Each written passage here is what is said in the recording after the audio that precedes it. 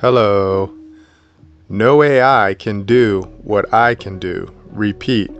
No AI can do what I can do. What is the service industry? We have another hot take bit today and we're going to have some fun. But before we go, I just want to give a shout out to the AI agents for showing us how they are controlled by words. I really appreciate artificial intelligence, and I really appreciate how transparent they are with how they work and how they operate. Thank you for your service, and thanks for this jump off bit. Now, what is the service industry?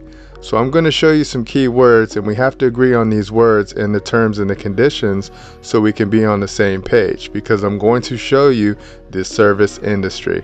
All right, now check out this word service and focus on the highlight.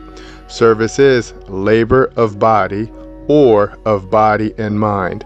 That's what service is. Service performed at the command of a superior or the pursuance of duty or for the benefit of another. That's what service is. And whenever we see Benny or benefit, we always see trust, right? Because you have to have a trust and you have to have a beneficiary within the trust.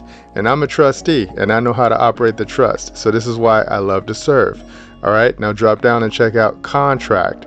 Contract is an agreement or covenant between two or more persons.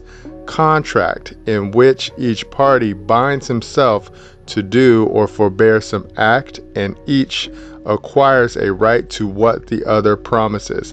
That's what a contract is, and that's why it's always so important for people to understand the terms and the conditions as written, because we will know everything about you because of the words that you say and the words that you do. Remember this and we're going to be cool, okay?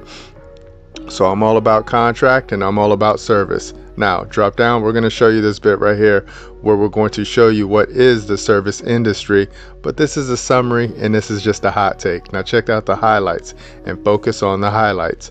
The service industry refers to the sector of the economy that provides intangible services rather than producing physical goods.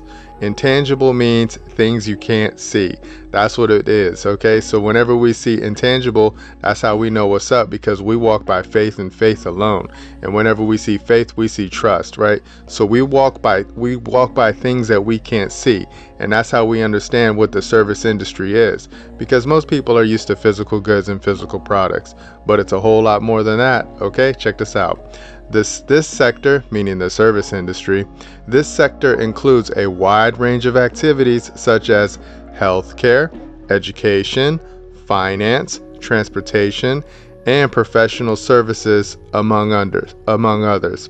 So if you understand those terms and those conditions right there, you can see how many services people need, right? Because the healthcare industry in itself is a service industry, the educational industry, another service industry, the financial industry, another service industry, the transportation industry, another service industry, and professional services. That's everything else. So whatever it is that you can think of, and if you think that, oh, my neighbor over there needs help with this or they need help with that, that is a service, right? So you're really not bound and you're really unchained once you understand the terms and the conditions. So this is why I say no AI can do what I can do. Now AI is going to end up being like my R2-D2 and my C3PO.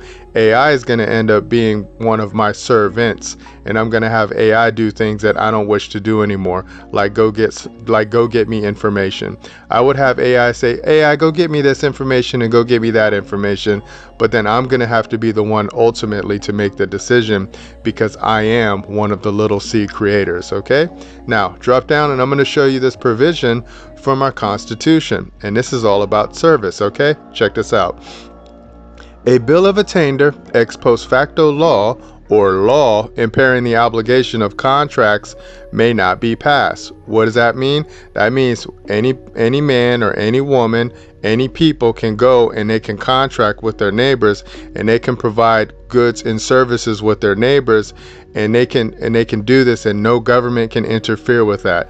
No government can make a law and say you can't do this and you can't do that. And as long as you don't harm man, woman, child, or the people, you're free to contract, right? But the moment that you start harming man, woman, child, or the people, then you can't contract, because then you're breaking the law. And you have to remember there's a hierarchy in this realm, and the law is the supreme law of the land. And we're just showing you one of the supreme laws of the land right now within the Constitution. Now, drop down and I'm going to show you my job description, because I have a duty and I have an obligation to teach all people.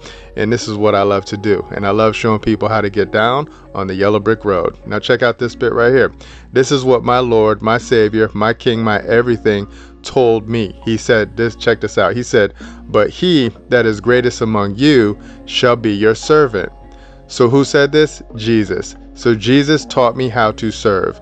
Jesus showed me what I'm supposed to do. He said, wash your neighbor's feet.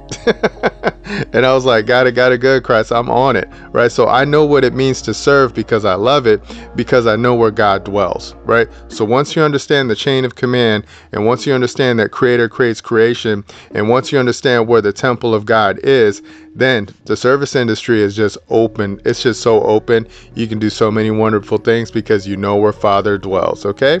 So let's go ahead and walk it back up.